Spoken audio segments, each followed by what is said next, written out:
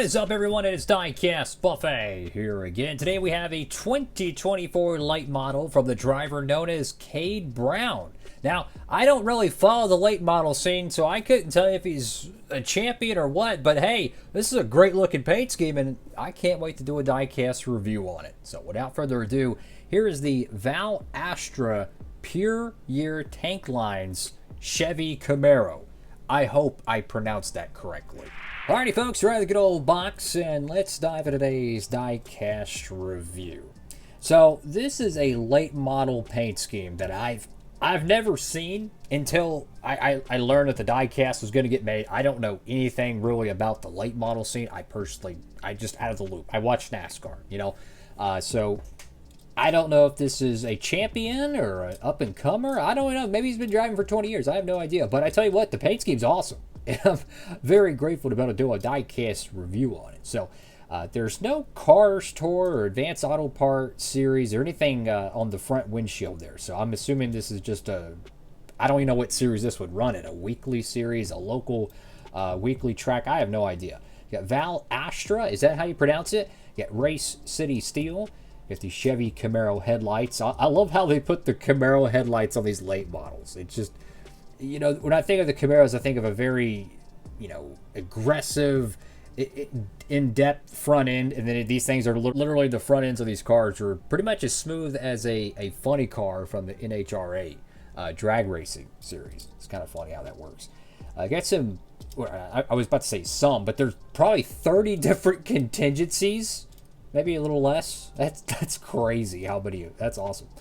Let's go to the left side of the diecast. And this I was talking about with that side design, just really, really detailed. I like that. The sharp angles, the geometric patterns, very subtle, but it pops well with the bright red.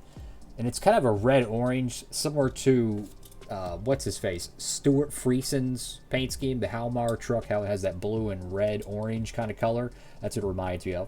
So you got Puryear Tank Lines. Val Astra there again. I think this is the team name, maybe. Got Kade Brown. A ton of contingencies, and I don't see like a racing series logo either. I don't even see a Hoosier logo above the fender well. But a very sharp looking paint scheme. Goes back into the diecast. You have Carolina Drive Line. Again, I've never heard of any of these sponsors before. Got your little Chevy bow tie in the back end. To the right side of the diecast. Of course, pick this one up from our good friends at Circle B Diecast. If you'd like to pick up your copy, hey, why not save on shipping with that promo code? Feel free to check it out. Don't have to, guys. But hey, it's the offer stands. If you want to save, check it out. Tap in. Circle B's got plenty of these late model diecasts. If you're looking for donors, they got them over there as well. Check them out, guys. Over to the top of the car, you have the number 23, which always looks good. And then you go over here to the deck lid, you got Race City Steel as well.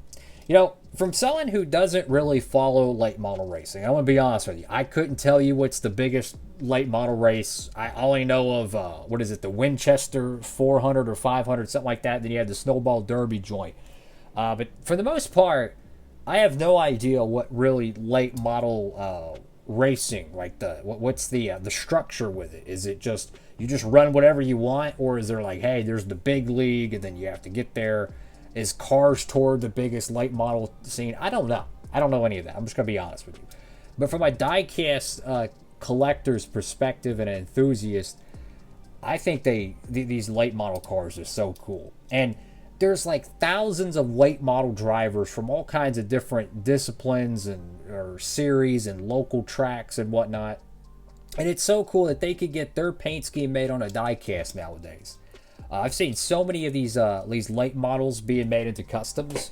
And let me tell you, they are really, really cool. And I'll show one real quick on camera. But I mean, this is what I was talking about. Like, they're so freaking cool. I love how the late model scene can really thrive in the 164 realm, because it seemed like for the longest amount of time they would only have like the 124 scale like model kits and whatnot.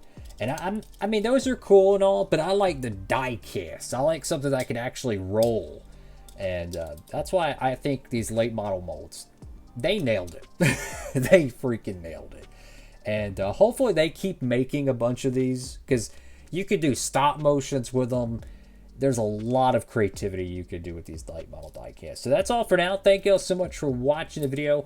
If you're a new fan and you've never bought one of these, they are a generic mold. So if you bought like one of the Kevin Harvick Mustang ones, they're going to have the same exact tooling as the Chevy Camaro one, which this is a Camaro. So this whole front end is completely smooth. There's no indentation on it. It's just one slope of die-cast metal. So it's a generic mold, very similar to 2011 and 2012 or the current day Truck Series die-cast, 2018 to 2024, where they're all the same exact die-cast mold. But I think that's a good thing, because then you can just make whatever you want with it, right?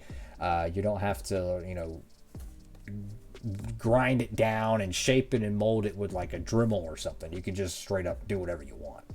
That's all for now. Thank you all for watching the video, guys. What a cool looking die-cast. Make sure to get your copy today. Diecast Buffet, signing off.